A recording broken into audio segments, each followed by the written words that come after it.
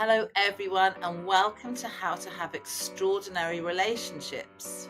I'm Lucy Cavendish, the author of How to Have Extraordinary Relationships, and I am delighted to be here with Anna Anderson. Anna is a transformational life coach, a spiritual guide, and a teacher of self-love. And I'm here today to ask her about her life, how she's ended up being a transformational life coach, what she offers, and also we really want to look at working in the spiritual realm, however you'd like to turn that. So welcome, Anna. Thank you. Thanks so much for having me. Hi, how are you? I'm all good. So can you let me know what you do and sort of how you ended up doing what you do? Because I know that you really transform women's lives. I'm saying women, I think it's women, maybe I'm wrong, but tell us a bit about you and what you Yeah. do. Well, I don't transform anyone's lives. I guide them to do their work and lead in love. And so I think that that's a really important thing, that we're always responsible for our own healing. And I hold that space. And so that's really important. But yeah, I'm a spiritual teacher. I'm a spiritual mentor, coach, and guide. And I guide people in going within, so that they can connect in with the truth of who they really are, and have a deeper, more joyful, freer, more confident, easier and life, from a place of alignment with who they truly came here to be. And I have quite a story and a journey in how I got here. I certainly didn't always live or think in the way that I do, and because of the story and the experiences that I had, and how I got to my personal breakthroughs. I now take those teachings to a wider audience because of how transformational it's been in my life. And I just think it's the message that the world is hungry for, that we're seeking something, and it's not in the things that we're necessarily using or trying. And so I share that message of love. Wow. Right. So there's so much in that I want to unpick a bit Yeah. with you.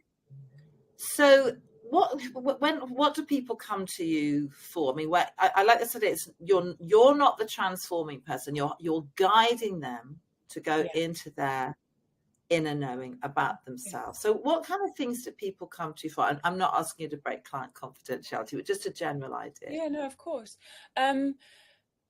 Women tend to come to me when they have realized that they've been very successful in their outer lives. They've ticked the boxes. They've done the things that they were told to do. They, did well, and they got the job, and they built the career, and they had the family, and they got the partner, and they got the house, and they have the life, and they're not happy.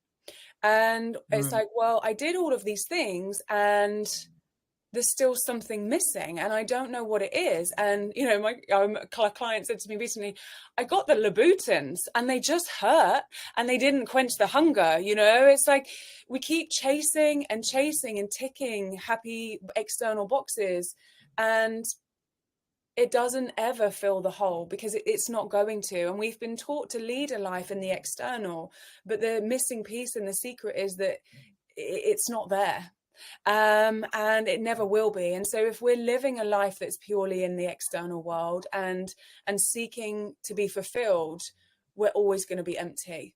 And that's where women come to me. They're often in a transition. They're like, who am I then? What is my purpose? What is my soul mission? Because the only thing that separates us, really, because we're consciousness, is our individuality. And so when we come knocking on the door of, well, then I want to know a deeper level of, if I'm not the Louboutins, if I'm not the car, if I'm not the career, if I'm not the mum, if I'm not the daughter, the sister, the wife, the whatever, and I'm tired of trying to seek my validation in those things, then who am I? That's when a woman comes to work with me, and that's when we can do amazing work. And Socrates said that the great work is to know yourself. It is hard, deep, a journey of deep self-inquiry, and it takes great courage. It's not for everybody, for sure, because you have to be prepared to let go of some of the things that you might have built up to stay safe, and that can be very deeply uncomfortable, because we have something called the negative ego. And the negative ego is all of the facades and the masks and the stories and the things that we've created to feel safe in our lives. And they are in external things and relationships and people, and seeking validation to feel good enough, to feel worthy. Everyone has, to some degree, a feeling of not good enoughness. We all do. And so we try to quench that in things outside. And then when we reach a point where, like, it's not cutting the mustard, it's not doing it anymore, then I need to find a new strategy. And so what I teach is a spiritual strategy to guide in that pathway, to be able to let go and to build trust in an inner connection. And we all have such an incredible, infinite amount of source wisdom, of I am consciousness, of divinity within us.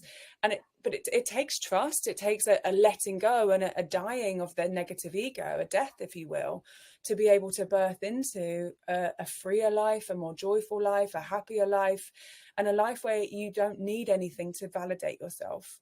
So there's a letting go to be able to have more and let more in, if that makes sense. Yes.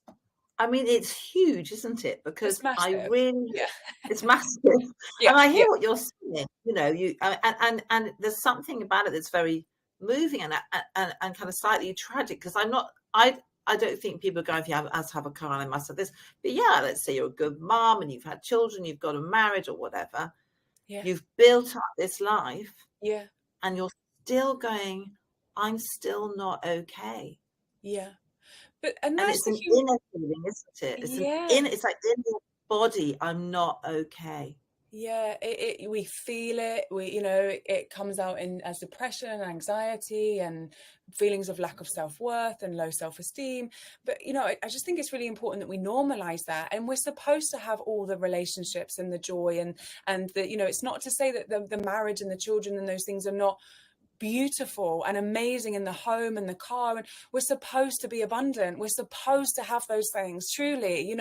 It's not, but it's just that we're not defined by them. And if we're seeking our good enoughness in them, we're giving our power away to them, and we've lost the power of who we are, which is inside of us.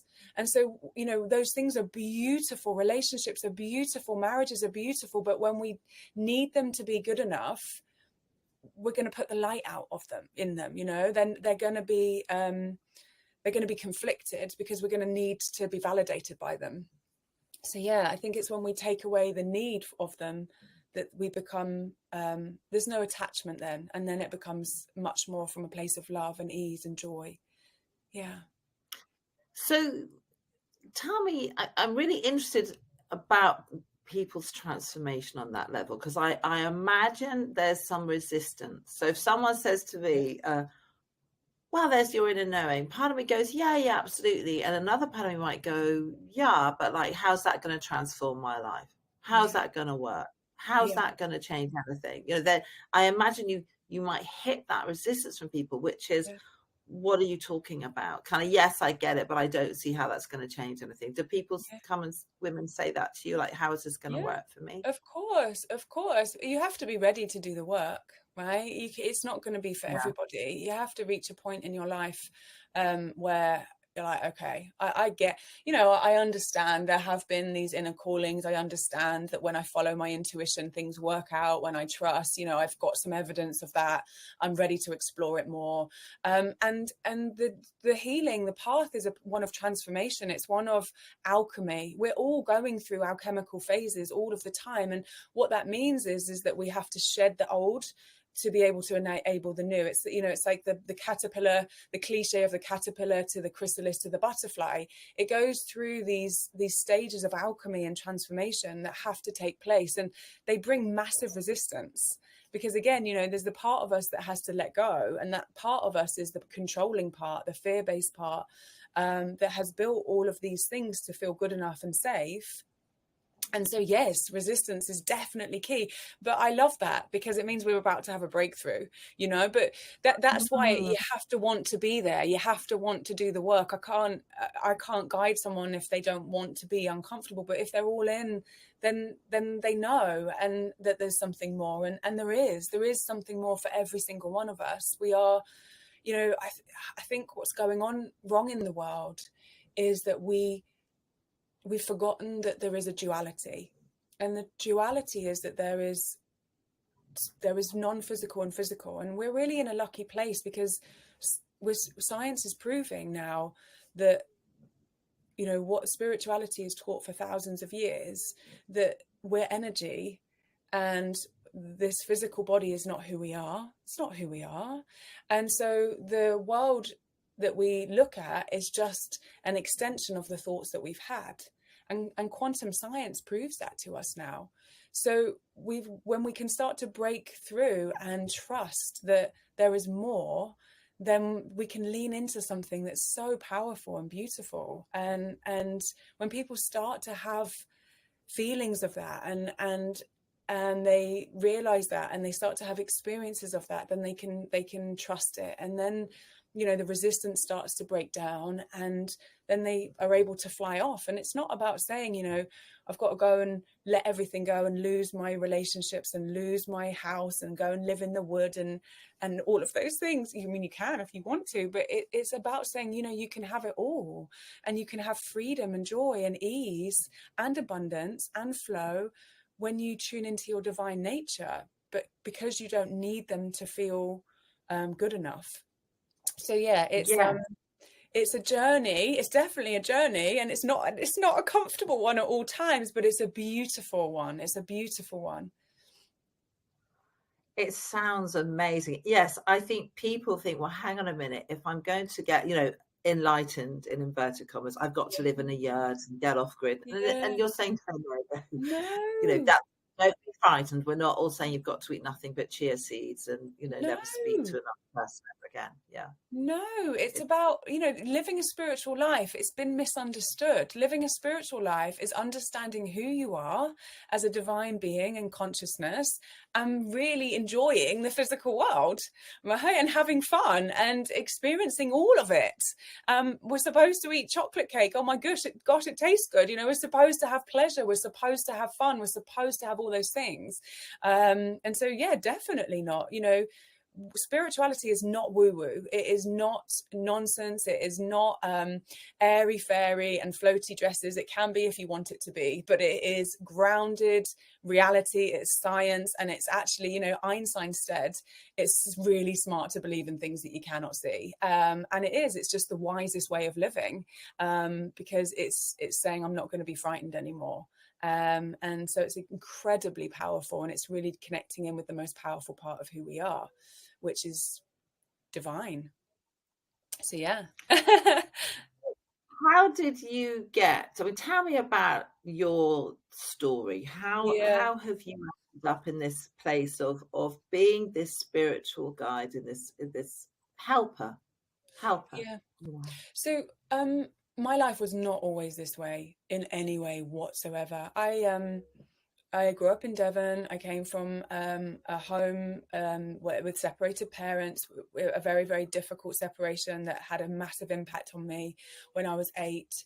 A massive sense of a lack of self-worth, real, you know, wounding around the father role in my life, and then, you know, desperately worked hard to prove my good enoughness, because I didn't feel it within. So I went to prove my value through external relationships, through seeking, through doing well at school, through getting a job in the city. I worked in a financial software house. I ticked the boxes, and I needed and desperately sought that validation. You know, I held my life together through all of these external measures, and then things really crumbled and they fell down, and I found myself single. I was expecting a baby. My world just crashed and burned. I just couldn't hold it together anymore. And yeah, I hit absolute rock bottom. And after I had my son, and, you know, when he was away with his dad, I would just use alcohol. I'd numb. I was desperately on the floor. You know, I was using food. I used whatever I could to escape the pain of the real world. And I was desperately lonely. probably depressed. I never ever explored that, but I suspect if I went to a doctor, then I would have been diagnosed with depression, and just deeply unhappy, deeply alone, deeply unhappy. And I hated my job. I'd reached a point where I was so exhausted that I couldn't do it anymore. And I remember thinking, if I got hit by a car, then at least I'd have some rest. Like, it reached that level of rock bottom. And then one day my son went to stay with his dad, and I wasn't coping with that very well. I missed him desperately while he was away. He was still very young, and it was 10:30 in the morning. And I remember it so clearly. I just reached for a bottle of gin and I drank it all, and at 10:30. And something said to Wow. me at that time, you have a choice here. You can do something very differently. Your son deserves better. You deserve better. You've got a more powerful message than this. And it was a choice, you know. It could have gone either way at that point. But I knew that I needed to give up my job because I hated it and I wanted to be with my son. And I was working in the city. I was commuting like 2 hours each way every day, and he was about to go to school, and there was no way that I was going to be able to be with him in the way that I wanted to be with him. But I was also a single mum, and I was the only provider. You know, I was paying a mortgage, and I didn't know what else I could do. So I Googled jobs for mums, and the top of the Google search was this buy a yoga franchise. And at the time, I had no savings. I was skint and miserable and depressed, and I was out of shape, and I got out of breath when I ran up the stairs. And something just said, buy it, just do it. And so I did. And I put it on my credit card. I gave up my job. I went in on the Monday, and I told my business coach, I said, I'm leaving. I'm going to set up a yoga business. And she was like, don't rush into anything. And I just did. I handed my notice in. I worked my notice.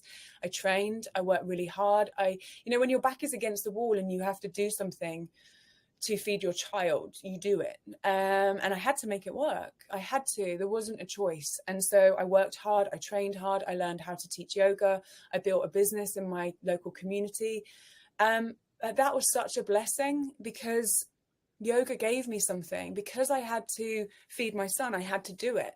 And it was the act of yoga that created a stillness inside of me, and I could start to hear a voice, and I started to feel better, and my life started to change. And, you know, obviously now I know what happened. My frequency was lifting, everything was changing. So my whole life just started to transform beyond the wildest recognition.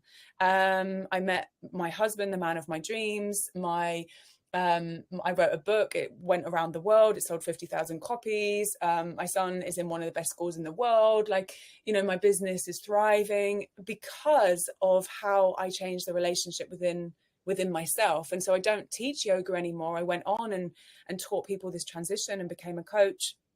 And this has been the journey of the last 13 years, but it all started from rock bottom. And what I'm so passionate about is that we don't have to hit rock bottom like I did. We don't have to go there. I don't want people to go there, you know? And so I'm so passionate about sharing the message that there is this divine nature inside of you that when you lean into, just beautiful things can happen. It's an incredible story. Yeah. You know, hitting rock bottom, drinking a bottle of gin at 10:30 in the morning. It I mean, makes me that cry. is, you know, it makes me cry. I Yeah. feel so sad for that person Yeah. who is so lost and lonely Yeah. that they're drinking a bottle of gin at 10. And it could have gone so horribly wrong after that. Oh my goodness, there were so many places it could have gone. You know, probably Isaac would have been taken away from me if I'd carried on that path. I would have been on benefits. I would have ended up homeless. Like it was do or die at that point. You know, this is why I believe in everyone, because I know where I was. So I know what's available for every single person on this planet. Yes, I agree with that. People always say you're 3 wrong decisions away from the street, you know, Yeah. and that doesn't make people bad people. It means that they're, No. you know, No, it's everyone is so, sad. yeah, everyone's so worthy, everyone's so amazing, everyone is so capable. It's really true. 3 wrong decisions. I've never heard that before, but it's true. or bad decisions, 3 Yeah, decisions not that don't wrong, work. bad, yeah. Yeah, it's Yeah. bad. I mean, let's say you bought the yoga franchise and it hadn't worked out, so this is the difficult part, isn't it? So something in you said, something happened in that moment. You've got 2 choices. You either sink or you swim. Yeah. Well, no, Sounds like it. yeah. So Sorry, this is Karen. the Yeah. this is the part where people get confused because they're like, well, how do I know which Yeah. decision to make? Because I haven't got Yes, that yes, voice. yes. So I see what you're going with this question, but the thing is, anything will work when it wasn't about the choice. It was about Right. realizing that I could love myself. And so because I was doing yoga, I was listening, something inside of me was changing, and I was building a relationship with something inside of me. And when you have that connection to the divine source, there's an abundant source available to us at all times. When we get out of the mindset of lack and we trust, you will move mountains. And it's available. We can never limit anyone's potential, because it would be wrong to be able to try and do that, because it's limitless. I do not know what's possible for you, and I do not know what's possible for myself. But therefore, when we are in that alignment, anything will work out, because you just know it will. I saw a quote by Stephen Bartlett the other day, and it said, your quality of life will be determined by the ability or the capability you have to be able to live in discomfort. And he's right. It's like, once you lean into that source and trust, yes. Is it scary? Yeah. Is it uncomfortable? Yeah. But you have to have blind faith. But when you've got blind faith, it will work, and you work and you take action, it will work out. So it's not like, do I or don't I, or did I make the right decision or didn't I? It's not that. It's how you're connecting with who you are inside of you, and not living from the fear-based thinking of the brain. And then anything will work out. You can make anything work out if you're in alignment. I'm really fascinated by that. So, how does anyone know when they're in it? I know I'm asking you probably rookie questions, but because I do get all this stuff and I understand it, but it's hard. I think It's it's hard. hard. Yeah, it's not. I'm not sitting here, saying it's easy. It's hard, but my message is like one of hope, and letting people know that this is entirely possible for everybody. It's very hard because we have that fear-based brain, and the ego's job is to move us away from fear. So it will only tell us about fear, and it will show up in whatever fear we might have about lack, not good enoughness, worthiness, self-esteem. It will do whatever it can to prove itself true and correct. So our job is to break out of that. And that is very hard and very uncomfortable. And it takes a lot of work. It does. I'm not going to pretend that it doesn't. But we're in alignment, and when we're in flow, when we're using tools like gratitude, prayer, ways of connecting into a feeling. It's a feeling. When we start to use science, I'm trying to explain it in the simplest way. So when we understand that, we are 0.0001% physical. The rest of us is energy. And so if the energy is creating, and we also know that we are in a quantum field, so we're sitting in a soup of potential effectively, where there is all means of possibility around us, that we've got, just no comprehension from our limited thinking in terms of how things might work out. But when we're just thinking it's only one way and linear from our mind, then we're limiting what we're gonna create, because when the power of creation is just, it's beyond our physical, it's beyond our logic. We can't understand it. So we have to tune into it from our heart instead. And so that's the first step. It's alignment, and being in flow is about understanding that it's a feeling rather than a thinking. And when we get into a feeling, and it's called heart coherence, and we can start to practice being in heart coherence, we shift the frequency of our heart, and we change the frequency of our energy structure. And then we start to be able to influence the quantum field around us. And so we can bring in different experiences that are of alignment to that heart frequency rather than a fear-based thinking frequency. So it's really doing the shifting in within. And what's really exciting is that we live at a time where science is proving this to be true now. Whereas before, it was about spirituality, science and spirituality are saying the same thing. And so there is a whole field of possibility available to us when we feel that inside of us through practices such as heart coherent practices, and doing the inner work. That's when we know we're in alignment, when we feel that we are, and we can, I don't know what's going to happen tomorrow, but I can trust that it will be good, and we live from that place of joy, and not fear, because the collective consciousness is fear, right? Fear about when I'm going to run out of Yes, money, have I got absolutely. enough, like what might happen. Absolutely. Yeah. Absolutely. Fear and anxiety. Yeah. I wake up every morning and go, Oh no, how am I going to pay the bills? Yeah, of course. Of course, it's crazy. And you think, why on earth do you want to spend the rest of your life waking up in fear and anxiety, which probably isn't actually true? We get very frightened about stuff that isn't. Is it really true that there's going to be World War III? I don't know, but so people get very frightened about all sorts of other stuff as well, elections and what's happening in the world. I mean, I get that. Of course I get that. But as you said, we're living in this big fear. Well, if we want to live in a different world, we have to understand our responsibility in creating it. And so when we start to live from a place of energy, then we understand that our thinking is creating.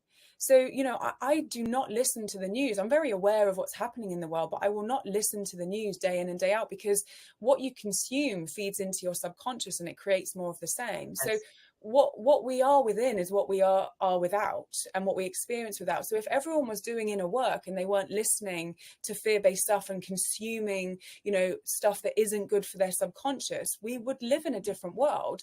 Whether there's World War III or not is kind of down to the human collective consciousness, right? So if we're fearing it and we're thinking it, we're creating it. This is what we don't understand about living in a spiritual way. People think that, well, if there was a God, then this wouldn't happen. It's like, no, we're creating it.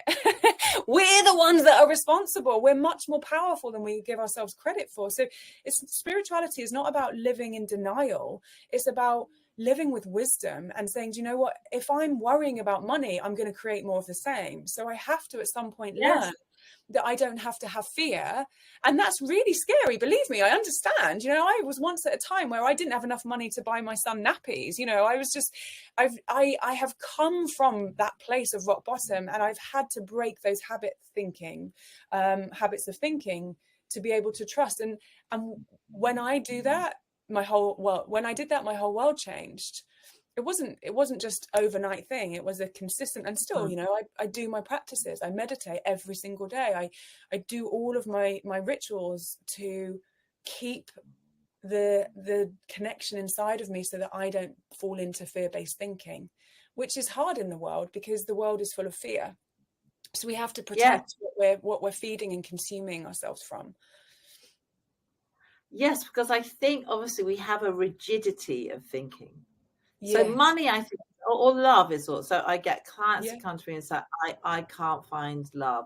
There's no one out there to love me. And I say, there's billions of people on the planet. And also, how do you see love? You're probably loved by lots of people, but people get into this very lack mentality. There's not enough love, there's not enough money, it's never going to change.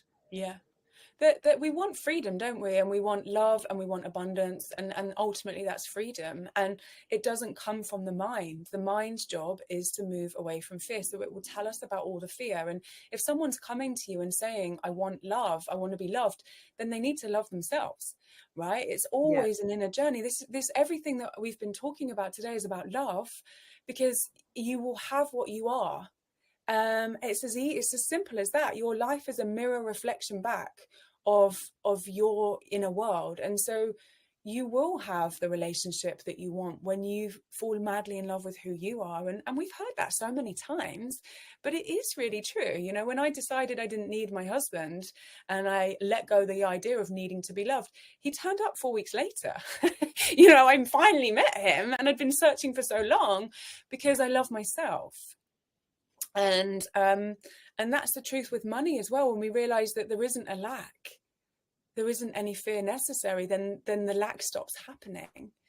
And that people might think that that's crazy when I say that, but actually it is how it is. And so, because people do. They say things like, well, I've got a bill to pay and you're not paying my bills. And so I imagine you hit resistance. People come to you, they're like, help. Yeah. Because I think people come to people like yourself, me, and they say, help. I need you to help me. And you're there Yeah. saying, yeah, I can help you, but are you available for me to help you? Yeah, you have to be at a certain point of you know, of being ready to do the work. So yeah, I'm not a therapist. I'm a life coach. So you probably have already done quite a lot of work before you're ready to come here. I can't, I can't. It's not my job to do the work. So people that are of a certain place and ready to be open to spirituality, I guess, is really key. So yeah. Yeah. So it's hard to define belief in spirituality, I think, unless you're sort of saying, well, I'm a Christian, I'm a Catholic. I know it's quite hard to sort of define our beliefs. And we talked a little bit before about this concept of being dismissed as woo-woo and how deeply irksome that is. Yeah. So when people say, oh, you're woo-woo or something, how do you feel? What do you want to let people know about that? No one has ever said that to me, because I just wouldn't be interested in having a conversation with them. And it just shows me a lack of understanding. It's just not, the wisest people, the people that I travel the world to go and study with, the people that understand the workings of the universe and how actually energy works, just know that it's just the smartest way to live life, and it's the most logical way to live life. And it's not, woo-woo is just an extremely misguided, derogatory term of not really understanding how the universe works and how energy works, and who we really are. We are source energy. We're consciousness having a physical experience, and woo-woo just shows that you don't understand that yet, and that's okay. That's okay. We're here to teach and grow and learn, but there's a forgetting that we forget who we are, and then we live from a limited aspect of ourselves. And so it's just demonstrating that. Yes. So I feel what you're doing, what we're doing, the people who are coming on my podcast are doing, is bringing us more into, let's say, the mainstream. And I think there's a yearning for it in a lot of people. There are some people that are going to dismiss it all. That's fine. That's fine. Yeah, that's okay. Yeah. Yeah. But there are other people who I think are, I think things are changing a bit. I think this is becoming a little bit more Normal. I think more, a bit more normal. Yeah. We're spiritually hungry. We're spiritually hungry because it's who we are. And we're seeking and searching and wanting something. And then there's, what happened in the history of spirituality is that, and I support all religion. I'm not anti-religion in any way whatsoever, but none of the religions, the true teachings, would have ever encouraged war or harming each other. Like, that's just, so it just shows where it's going wrong. So spirituality came first, and what happened was some of the teachings got hidden and changed and twisted, and so things then became, it became uncomfortable to share our spiritual beliefs. And if we look back, women were not safe to share their spiritual beliefs and who they were and how powerful they were, and they were killed for it. And so then it becomes a bit, it's in our DNA, it's in our ancestry to, it's a bit weird, or I'm not sure, or to come out of the spiritual closet. But if we just make it normal, and we make it about science, and we make it about understanding the ways of the universe, and it's just actually not that weird. And it's okay if it's not for everyone. That's okay, but there are people that are very, very heart-led, who are spiritually very, very hungry, who think there's something wrong, who go to the doctors and take antidepressants, who use alcohol and food and drugs, like I did, who could have a completely different way of living. Everyone is worthy, everyone is good enough, everyone has got something very special to do in the world, everyone matters.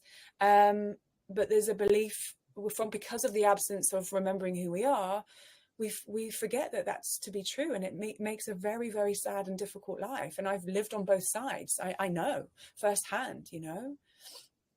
Yeah, Yes, it's a really powerful message. I mean, I just remember the first time my children went to stay with their father. I yeah, did exactly what you did. I just found, well, wine. I just drank myself yeah. stupid for a week. I So couldn't painful. bear the pain. Couldn't Yeah, bear the pain. yeah, so So painful. it's so painful. So I think it's really helpful for people to know there's lots of people out there. You know, you're not the only person feeling this is terrible. You know, Yeah, I've been there. You've been there. yeah, yeah, Over time, you know, things changed, and I did a yeah, lot of work on myself, and but it was like I could feel it in my body when yeah, things would go wrong in my life, that I could feel I was just going to go and get completely blotto. yeah, yeah. And did And then you feel? I changed that. Yeah. Yeah, exactly. And do you feel now, Lucy, that actually that was one of the best times of your life? Like, I know it's really hard, but we do actually get this wisdom and grow from some of the roughest experiences in our life, don't we? Do Oh you yeah, yeah, kind of yeah. look No, back and think, absolutely. I'm glad that that happened whilst it was really hard? It makes sense to me now. Do you see it from that perspective? Yes, especially things that have happened recently that I won't go into, but yes, but I do see it from that perspective, and I do, and um, I thank people in my life for the pain that's happened, because out of that pain there's been almost like a great big, it's been, kicking and screaming, dragging me to the next bit, which is like, you need to do, you need to heal this, or you need to work through this. Yeah, It's yeah, learning, and you're like, no, ow, yeah, this hurts so much, yeah, and then being dragged into the realization of, okay, it's time to stop this or change this or realign this. And I can't put this really into words, but it has been so important. People say, well, how can you forgive someone? And I'm like, it's not, because actually I've learned so much. Yes, it was so painful. It was so painful. yeah. But actually, it's something I've really needed to learn. And the universe has given me this so many times. And eventually it's like, Wake listen, up. wake up. Yeah, Wake wake up. Yeah, You have to destroy your entire, I lost everything. Like, I lost everything. No, I mean, relatively recently, my house, my money, my marriage, not my children, my sister died. I mean, it was like a dump load of stuff. I was like, oh, you may like stop. But it was like, if you won't wake up, we're just going to keep shoving it at you until you do. yeah. And you've And got to live it's from a so different place. hard. For the human condition, it's so hard. And then when we remember from a spiritual perspective that it's all okay and that we move through it, then there's this like glimmer, this tiny glimmer of hope, right? And then we get through it, and we see that we were given it to grow. You know, someone one of my teachers said to me recently, joy and happiness are not the same thing. And joy only comes from hardship, from struggle, because when you get on the other side, you've grown. And it made so much sense. You know, I think it's really important that we stop thinking that life should be easy. We've got to a point in Oh, human. yeah, forget that. Yeah, right. We've got to this Oh, point forget in that. yeah, we've got to this point in humanity where we've made it so easy for ourselves that we kind of expect it to be easy, and we want more and more and more. But actually, in hardship, we find out who we are, and that's what we came here for. And so it's tough. It's tough. But if we can remember that spiritual aspect and trust that it's going to be okay, and we're being given hard things because we're able to cope, and we've got this. You know, when I realized that every hardship in my life was being given to me until I learned the lesson, I'm like, oh, okay, I'm not a victim. I don't have to keep experiencing this. It's okay. It's safe for me to let go and trust. Okay, I'm going to say thank you. I'm going to say thank you for this hardship, which is really tough when you're in it, right? But that changes Mm. everything because your frequency changes. And then when your frequency starts to change, you will start to experience a different life. So we have to go through these pains because they're growing Yes, pains. yes. Very difficult to hear that, but I do think there was a point at which, I think it's when you're on your knees saying, what? Like, Help. literally, Yeah. what? help, and it's like, finally you're getting it. Yeah. You know, that this behavior it's not serving you, Yeah. and you've got to shift it. Yeah. Thank you so much. So let people know how they can find you, because it's really important work that you're doing. Even if people just come and have a little wander around your website and get a feel for you, where can people find you? So my website is www.annaa.com. And probably that's just the place to go. I'm on Instagram. I am Anna Anderson. Those are probably the two places to check me out. Yeah. Yeah, and you doing retreats. There's all sorts of ways of working with you. Retreats sound wonderful. Then some are beautiful, aren't they? Look, one time, so I was like, wow. I think it's really important work that you're doing, and thank you so much for coming today. It's been really moving to hear you and to hear your message and your story. Such a pleasure. Thank you so much for having me. And, I think what's just really important is that this stuff adds a richness to our relationships. This stuff adds a richness and a peace to everything that we can experience in life. And it changes everything. So, marriages change, careers change, relationships with our children change, relationships with ourselves change when we move into loving who we are. And it's a very, very beautiful and powerful place to be. And so, I think it's so important that everyone realizes that that's entirely possible for them. It really is. Great. Thank you so much. Yeah, thank you for having me.